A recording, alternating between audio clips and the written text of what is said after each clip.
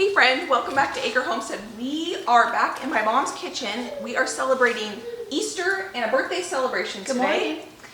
Good morning. On the menu, we have lamb that we are going to fix today and roast. We've got a prime rib right there that needs to get into the oven ASAP.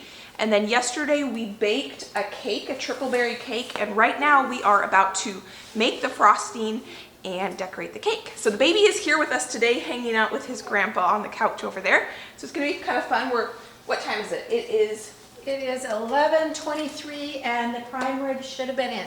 Okay. But it always cooks faster, so I'm not concerned. and we are eating at 4 o'clock. So let's get the prime rib in the oven. So if you missed yesterday we were here and we prepped the prime rib. We made sure that that was nice and thawed. That is a prime rib I purchased from a local farmer. It's in. And then we prepped the asparagus, the side. We're making asparagus with a garlic Parmesan cheese compound butter. So we still need to make the butter.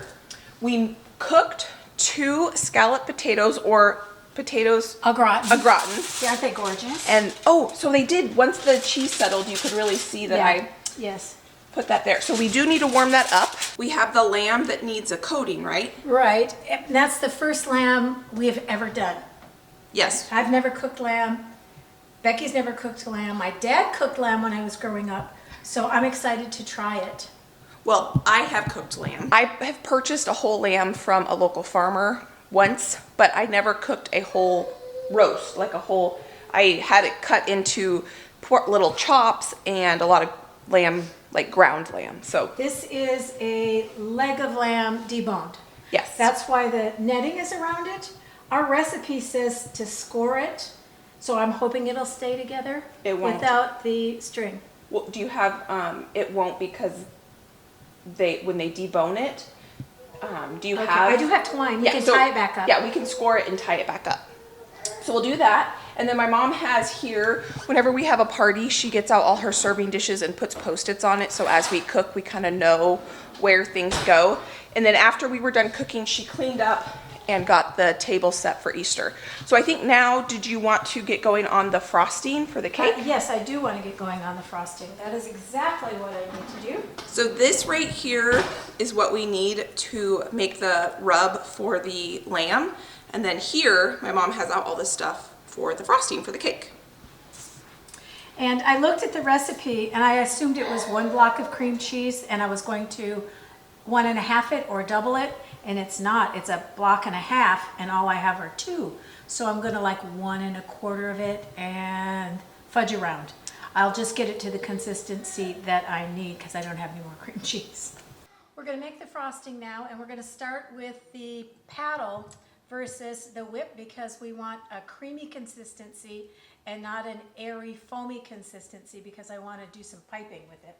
So we start with the butter and we're going to cream that for quite a while to get it as absolutely, again, soft as possible. And they're both at room temperature.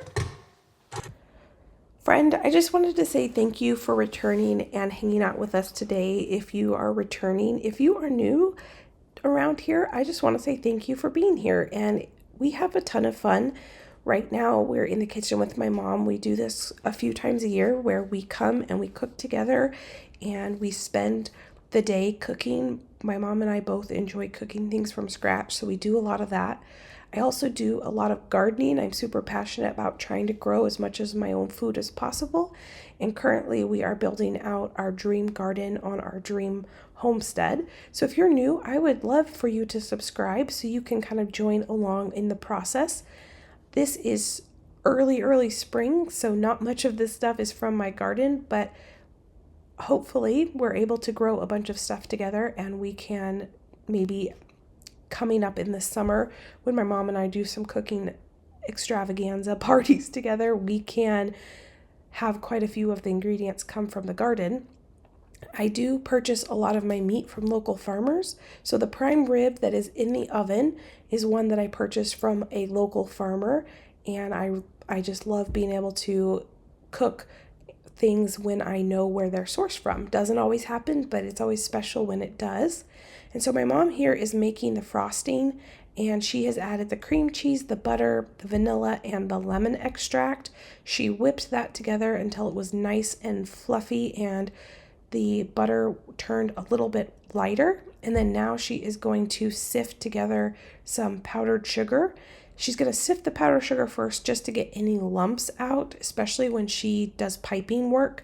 She likes her frosting to be as smooth as possible. You will soon find out that we end up not being able to do any piping work because we needed more frosting than this recipe. She wishes she had enough cream cheese to double the recipe instead of just 1.5 the recipe, but you'll see this cake turns out absolutely stunning, and it's still worth the effort of going through and sifting her powdered sugar so she has a nice smooth frosting. While my mom is working on the frosting, I'm going to go ahead and get the rub for the lamb made. And let's see. I got out a food processor for my stick blender. I've never used that before. That's cool. Well, it's so small, I mean, because all you have to do is the little bit of anchovies and butter and Garlic and rosemary. Oh yeah, this is a really easy recipe. Do you have mustard? It's anchovy paste or mustard. Oh, cool. Might be good to do both. Sure, whatever you want to do. This recipe calls for anchovies. You might be able to hear the baby in the back. My dad is hanging out with the baby.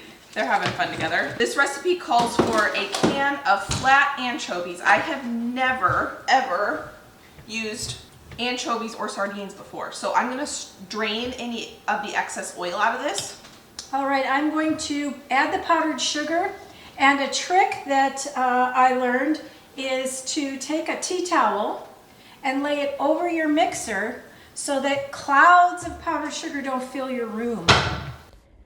I poured the excess oil from this can of sardines or anchovies, now I can't remember what they are, into a little container that was in the garbage can because I didn't want that oil going down her garbage disposal or down her sink. And I gotta wash my hands because I got the oil on my hands. Very slowly, I'm going to start this so that it doesn't send a cloud of powdered sugar up. The next thing we're gonna add is pepper. That smells good. I can smell that. Can you smell the lemon in it, the Yeah. vanilla? Yeah. Well, I can smell the sardines. I can smell the sardines, which is funny. Or, not sardines, anchovies. Anchovies. So here we go. This is my mom's mini food processor, and this thing is so cool. If I can find it on Amazon, I'll link it down below. I might have to get myself this little contraption. What I'm doing is I am picking off the leaves from some rosemary. Rosemary has a pretty woody stem that you really don't want to eat or blend up. It's just too tough, but the leaves themselves are plenty tender. So I'm going to pick the leaves off this woody stem and get them in here. I've got about 5 rosemary sprigs. These are from my mom's garden, so it's always kind of cool. Cooking with fresh herbs is one of my favorite things to do. And then here are some garlic cloves. My mom just buys pre-peeled garlic at Costco that's fresh, and she keeps it in her freezer. So we threw some of those in there, and we are going to just go ahead and make this compound butter. Now, the butter was not quite room temperature. It was pretty cold, so we did have to open up the little food processor a couple times, break the butter up so that it would mix in and incorporate fully. But if I was to do this again, I would use room temperature butter. And then this recipe, what I'm saying here, this recipe my mom found said specifically not to add any excess salt because the canned fish has plenty of salt in it. We're basically making a compound butter. One of my goals this summer is to make a bunch of different kind of compound butters, have them in the freezer so that I can just pull them out and use them whenever I want with all the garden fresh, hopefully, herbs and flowers and things that are going to be coming out of the garden. For a dinner party that I had not that long ago, we made a compound butter with caramelized onions and honey, and it was one of the best things. And I put some of that leftover butter from the party on some just frozen green beans, and let me tell you, it elevated those frozen green beans to something pretty special. I ate way more bread than I normally do because that butter was so It was good. so good.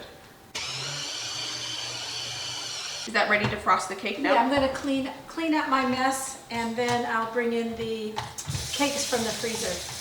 All right, I think that's good. Do you think that's good? Looks Yeah, good to me. and it's gonna all melt anyway when That's you true. put it on there, so. That's what it's looking like. Eating anchovy is not something just out of a can that I would ever do or enjoy, but anchovies have a ton of umami flavor and they're gonna give the lamb a really good salty umami flavor that I think everyone is going to enjoy. And I don't think many people will know that there is anchovies in it because I don't think it's going to come across as fishy on the final dish. Worcestershire sauce is made from fermented anchovies and red onion and a couple other ingredients. And that's why Worcestershire has such a umami flavor. And so that's why I'm thinking people aren't going to really be able to taste the fishiness, and you can't. The final product is really good. Okay, so I'm cutting off the, what would you call this? String Net. that came with the roast from Costco. And I'm glad I'm doing that actually, and we're gonna redo it. So we're gonna score the fat on this lamb. That'll help it render. While I do this, my mom is gonna start frosting the cakes. This is my turntable, which makes decorating a cake a lot easier. And then I get these pre-cut cardboard circles from Amazon. Wilson Art, I think, or Wilton. And to put that on there, and then the weight of the cake holds it in place so that you can spin it and it doesn't slide. But you do want to put frosting on the cardboard, so when you go to pick up the cake sticks to the cardboard. Now what my mom is doing is she's taking these frozen cakes and she's just arranging them in a way where they stack nicely, and then she will unstack them, take the plastic wrap off, and then frost them. She doesn't want to cut any of the frosting away to make them super level, so she's just kind of playing around and making sure she can have a nice even cake without having to cut any of the cake away. So that is what she's doing here, and I think she's happy with this. An offset spatula really helps to spread so that you don't drag your knuckles or the knife handle through the frosting. It's not quite heavy enough to hold it in place on the turntable, but it will be shortly. And if you don't put your frosting all the way to the edge, then when you layer it, it won't squeeze out and make equators around your cake as it goes up. Now because my cakes are frozen, they don't get as crummy. Crumbs don't draw up. Crumbly. Yeah, crumbs don't draw up into the frosting as you spread it. So I have this scored and I'm gonna now retie this up, and I am glad we're redoing this because the one that it came with from Costco had elastic in it, which I don't think we want in our food. No, we don't. It was good to hold it together. It probably made tying it up a whole lot faster because it would stretch to fit whatever size a piece of meat you had. But we definitely need to retie this because if we don't, then it's not going to cook evenly. And then it'll fall apart. Yeah. Now I periodically check it to keep it even and going straight up. Instead of a leaning tower cake, you want a straight-sided cake. So we are celebrating my sister-in-law's birthday today as well. So not just Easter, but her birthday. And she requested a triple berry cake. And we couldn't find one online. And so my mom found a blueberry lemon cake. And we just added raspberries and blackberries to it so that it would be a triple berry cake. And then she requested cream cheese frosting.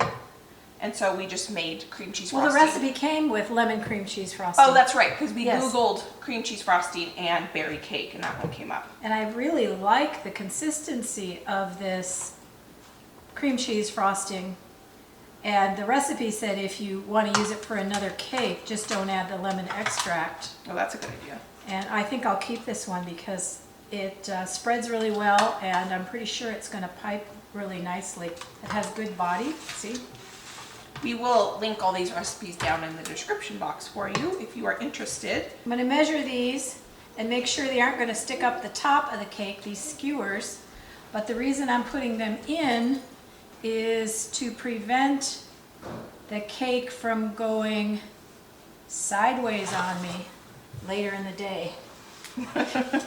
While my mom is doing that, I'm going to take our compound butter that we made, since we have this piece of lamb all tied up. I did not do the best job scoring. It was a little bit difficult, but I did my best. And now it's time to go ahead and take our compound butter and get this all over this lamb. We are going to make a white wine gravy with the drippings from this lamb once it comes out of the oven. I'm going to use the broken end to push it in.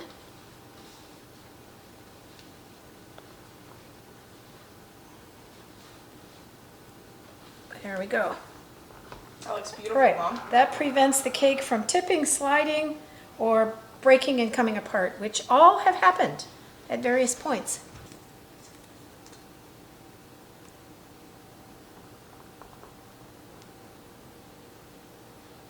This roast is very cold because it just came out of the fridge. So we're gonna let this sit at room temperature for just a little bit before we stick it in the oven.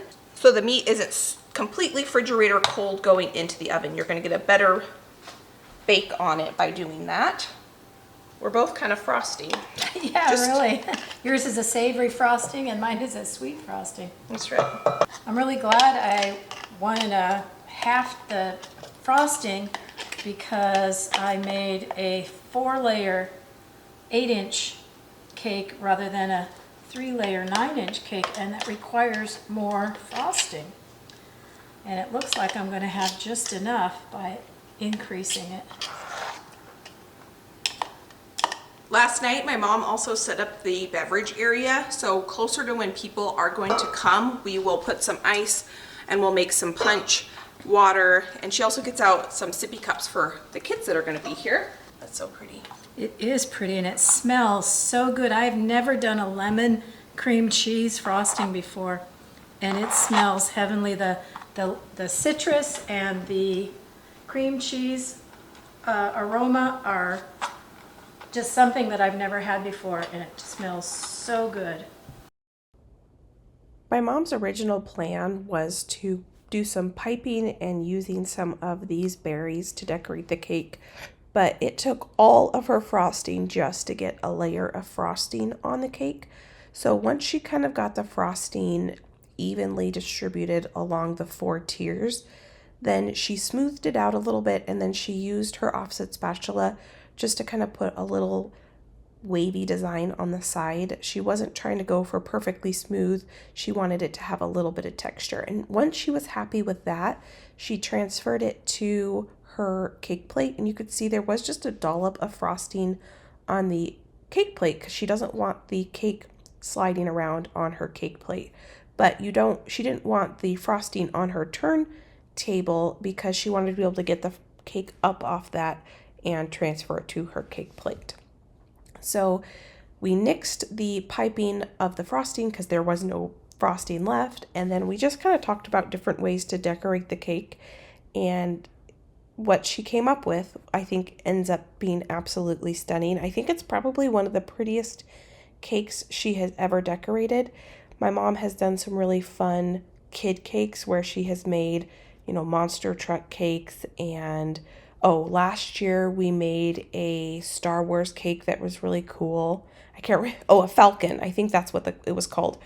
I think it was last Easter actually that we made that Falcon cake. I can't remember exactly. We made it together, and it did a fabulous job. So she's done a lot of really cute and fun cakes, but I think this was probably the prettiest and most elegant cake she's ever made. And it's definitely a keeper cake recipe. Everyone liked it, or loved it, I should say. It was the perfect balance of sweet, and it wasn't overwhelmingly lemon, because I feel like people are either super fans of lemon desserts or not at all. It just had this beautiful hint of lemon with the berries, and it was just the perfect balance. So After she put some blackberries on, she was going to do a whole layer of blackberries. We thought, oh, we should put some lemons on top too, because there's lemons in the cake, and then people will know that there's lemons in the cake. So she came up with this really cute little slice of lemon, and she puts a slice of lemon between each one of these blackberry halves. And I thought that was cute. It was my idea to put the lemons on there, but it was her idea how she did it, and I just think it's super, super cute here. So I will link this cake recipe down below if you're interested in it. The original recipe called for making 3 9-inch cakes, but my mom only had 2 9-inch cake pans, and so she ended up doing 4 8-inch round cakes, and they turned out perfect. It didn't seem that it affected the way it baked or anything. She just baked them for a little less time. And so here she's gone all the way around the top outside edge with blackberries and lemons, and then she did blackberries around the bottom, and then she starts using some of the other fruit to fill in the center. I think if she left it just like this, it would be really, really pretty, but she wanted to put all the fruit that's in the cake on the cake so that people knew what type of fruit was in the cake. So this is a triple berry cake, so it has blackberries, blueberries, and raspberries. So it was the perfect spring dessert. So she did 1 row of raspberries, and then she took the time to individually put on blueberries on the top, and she had all the blueberries standing straight up, and her attention to detail was absolutely spot on. While my mom was doing this, I actually went live and hung out with you guys, because on this day I put a deposit down on a whole hog, because I am almost out of, I'm completely out of all the sausage from the local hog that I purchased a year and a half ago. And so I put a deposit down, and I wanted to talk about ordering meat from local farmers. So we go live and we talk about that. My mom's internet is really good, so I was able to do that. And that was really fun to be able to hang out with you guys live, because I hadn't been able to do that in a long time. So my mom did a phenomenal job on this cake. It is so beautiful. I need to probably go put it in the refrigerator if I can find room. I was afraid the blackberries would bleed. No, they look great. They look really good. I mean, there's a few because I rearranged them. At first I had the blackberries all next to each other, and then Becky had this great idea because I had extra lemons to stand them up, and I think it's beautiful. Yeah. I'm gonna have to put the birthday numbers on the side. On the side. There's no place to stick them on the top. That's funny. And then did we need to check did you put the meat thermometer in the prime rib? No, I've got it all right here to do. Oh, awesome.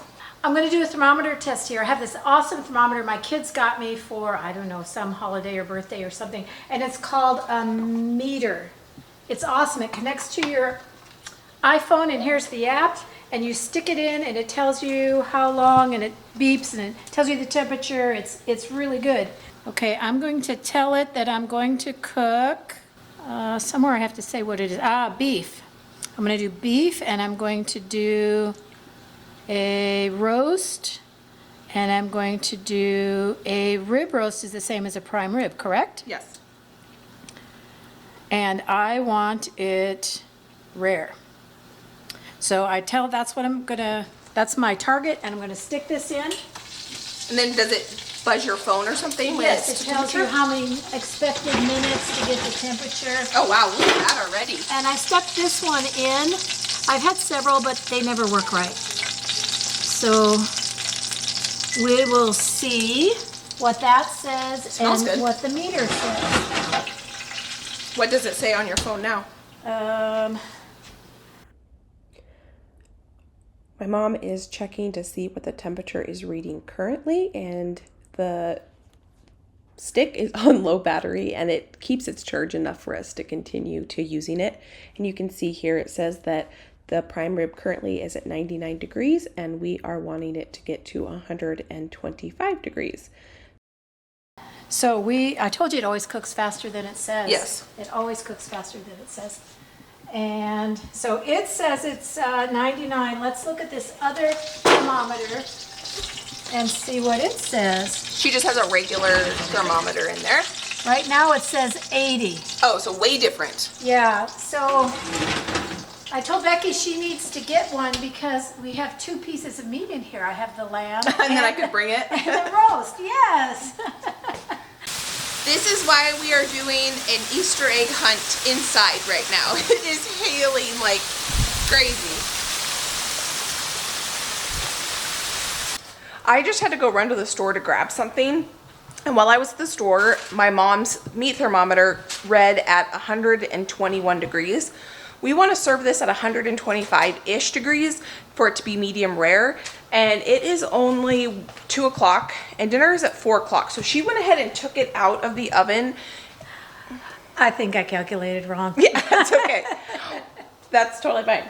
And then, or maybe it just doesn't, whatever recipe you looked up that said 22 minutes per pound, maybe that was not right. So she took it out so that it can just rest here, and then she'll pop it back in the oven until it gets to 125, just kind of rewarm it up closer to when people are going to be here so we don't overcook it. Prime rib, you definitely want to eat more on the rare side than you do on the, oh, I think that's to put the lamb in. That's the timer to put, because it's 2 o'clock now. Yes, okay, 2 o'clock, 2 o'clock. Preheat upper oven to 400 degrees, and then the lamb goes in when it's up to temperature. What my mom does is she sets timers on her phone for when she's supposed to do things so that she doesn't have to think. She can just put it in her phone and then her timer goes off. She looks at her master list and then she knows what to do. So when the oven gets preheated, we'll put the lamb on there and then it needs lemon juice on it. So I could get the lemon juice on it right now while the oven is preheating. We're also gonna go ahead and make the compound butter for the asparagus as well.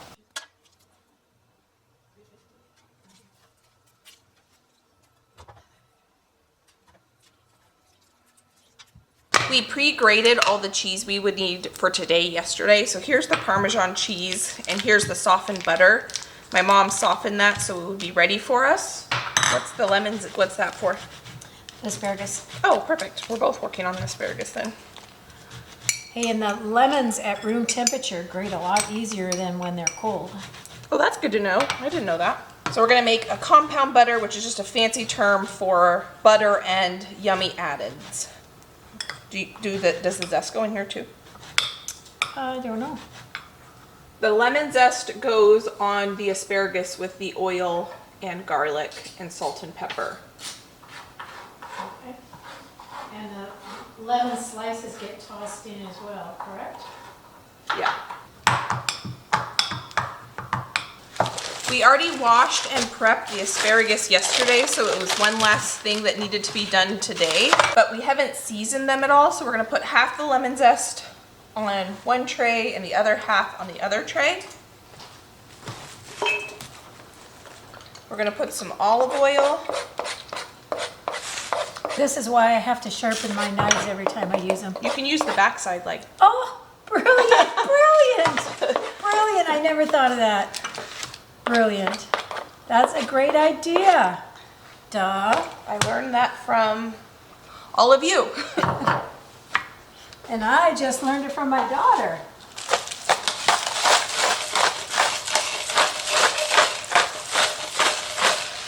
Right, Jeff? Yeah. Oh, you're I salted that, yeah.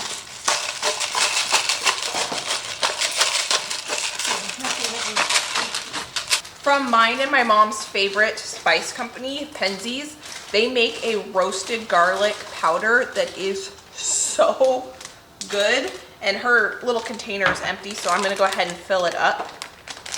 I think you can buy Penzeys on, You can buy it online. You actually can even buy it on Amazon. I've seen it Oh, on really? Amazon. Oh. Yes. Well, I can one of my daughters lives out of town, and she wanted some, and she wanted me to bring it the last trip we came. And I looked to see, and it was just as easy to order it on Amazon, have it Ship delivered it, to her house. then bring it to her. And bring it to her, yeah. Well, if I can find the roasted garlic, I will link it for you because it is so good. Oh, they also do a roasted onion powder. Oh, I didn't know that. Oh, yeah.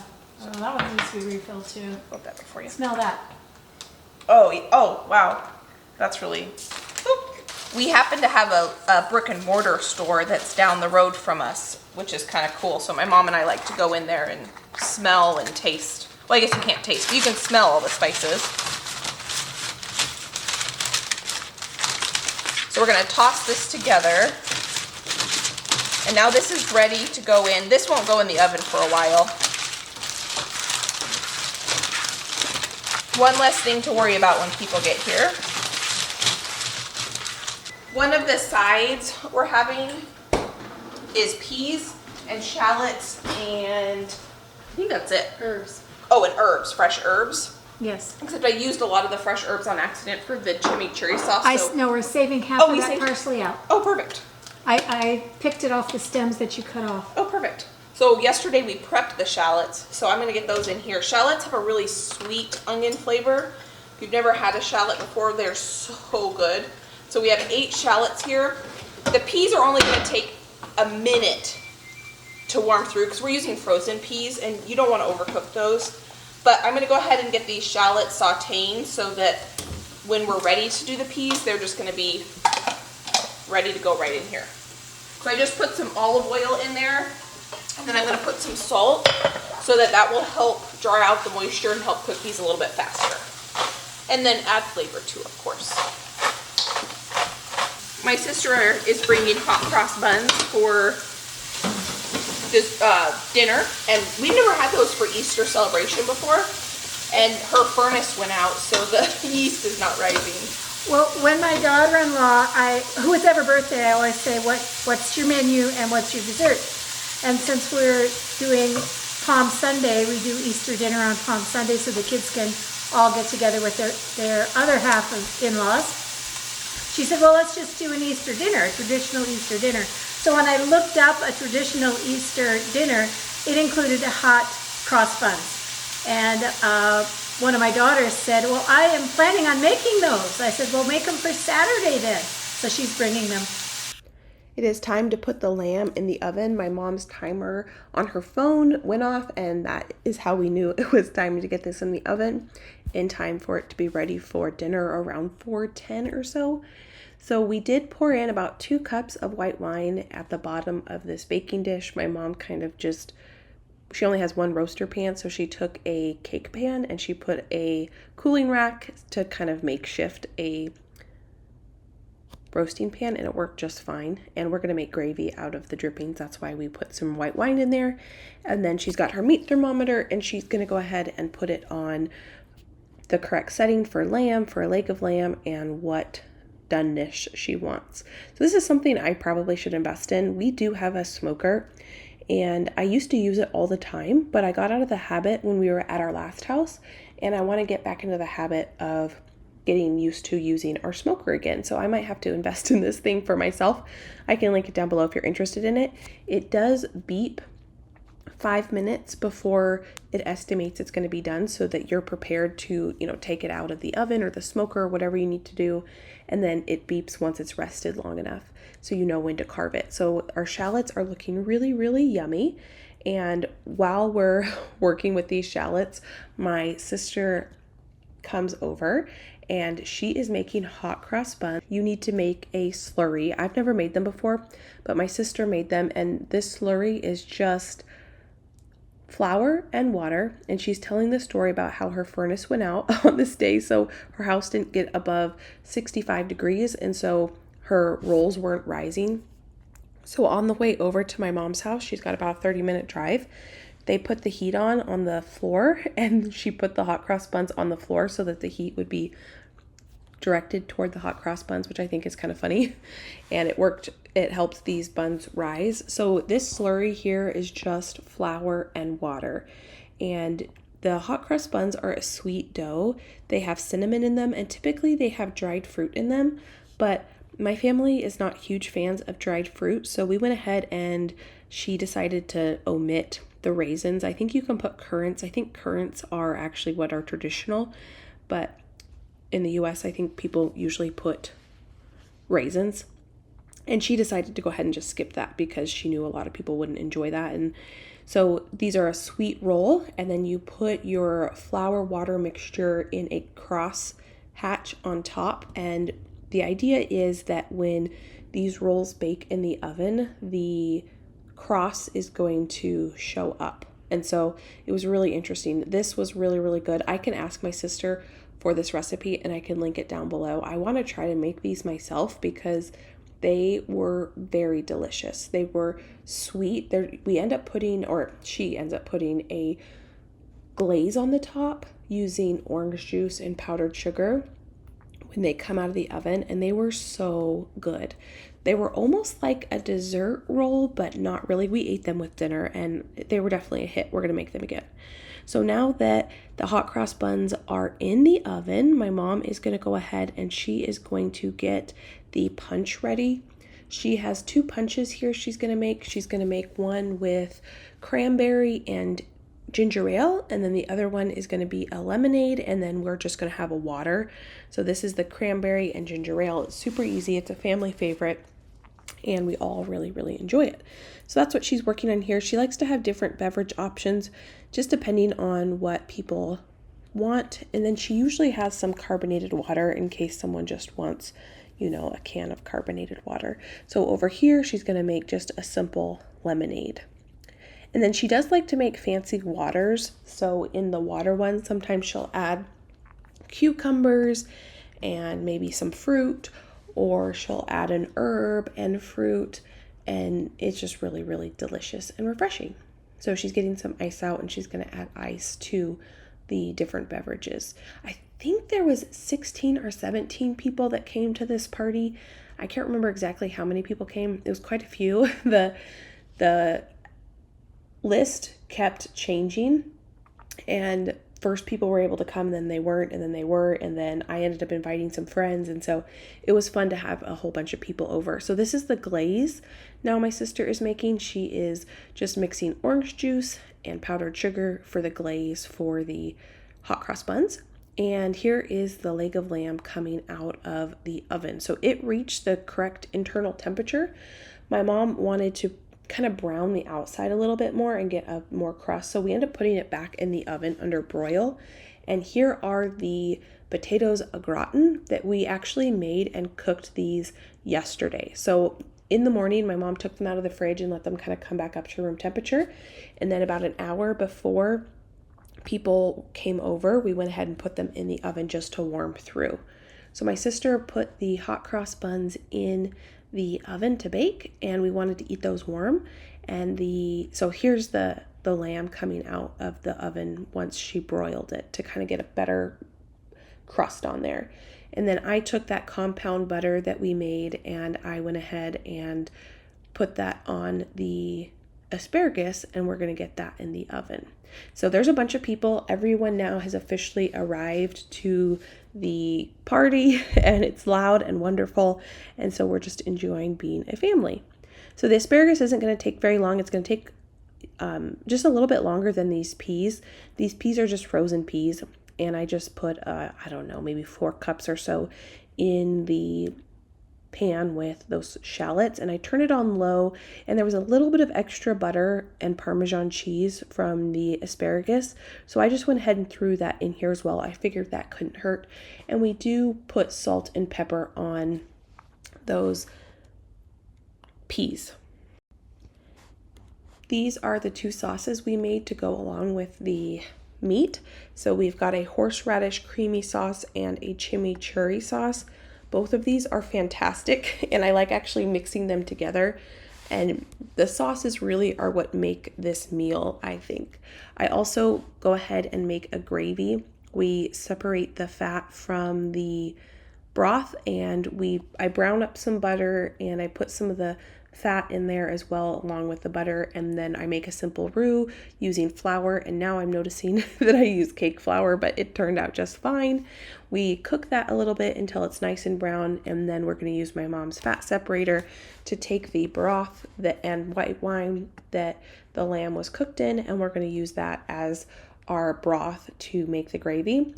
There was not near enough broth to make the gravy, so we also get out some chicken broth, and we use that to kind of supplement the broth. So that's what I'm doing here. I'm just opening up a container of chicken broth, and we're going to add that until we get the consistency we like. It was kind of funny. So once we made this gravy, everyone was tasting it, and there was about 3 or 4 people that thought that it needed quite a bit more. And that's the fun thing about cooking, is it's all about just getting there and tasting and adjusting flavors. And so it ended up becoming a group effort to make this gravy absolutely delicious. So we end up adding some thyme and more salt and pepper and a bunch of other things. So now the hot cross buns are out of the oven. We weren't sure if the crosses were going to show up, but they do show up. At first, you couldn't see them at all. And it wasn't until the very last 4 or 5 minutes they were in the oven that you could start to see the crosses show up. So my sister is putting on the glaze. Oh, so here it is. There are 3 people adjusting the gravy just to make sure it tastes really good. So that's fun thing about my mom's kitchen, is she lets all of us hang out in there. There's no rules about, whoever wants to come in and help is more than welcome. I guess we don't have the rule, too many cooks in the kitchen. We all just get in there and kind of enjoy hanging out together.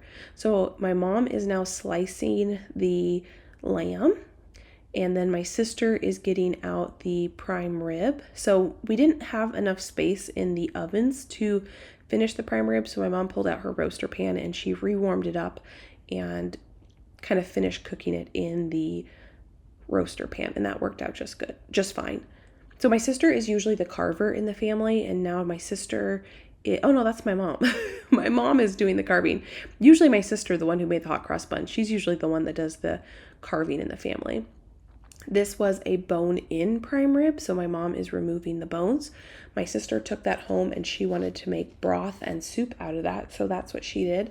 I end up taking the leftover prime rib home and I make a prime rib quiche that is delicious. That's one of my favorite things to do with leftover prime rib, is to make quiche out of it. My mom likes to slice the prime rib nice and thinly, and that's what she does. This was a 13-pound bone-in prime rib. This came from the cow that I purchased from a local farmer, and here you can see the meal all put together. We've got our protein, our sauces, our veggies, and our beautiful rolls, along with a delicious cake that everyone thought was a hit. This is a new family favorite recipe. I just want to say thank you for taking time out of your day to spend time with me. My mom and I really appreciate it. I hope you have a fabulous spring. I'm so looking forward to what this garden season has in store for us, and this feels like the beginning of that. So thank you for being here. Thank you for being you. If you are interested in any of these recipes, I can link them down below. I can also pop up a couple other videos here with my mom and I cooking together if you enjoyed hanging out with us. We so enjoyed having you along the journey. Thank you for being you. Thank you for being here, and I can't wait to see you next time. Bye, friend.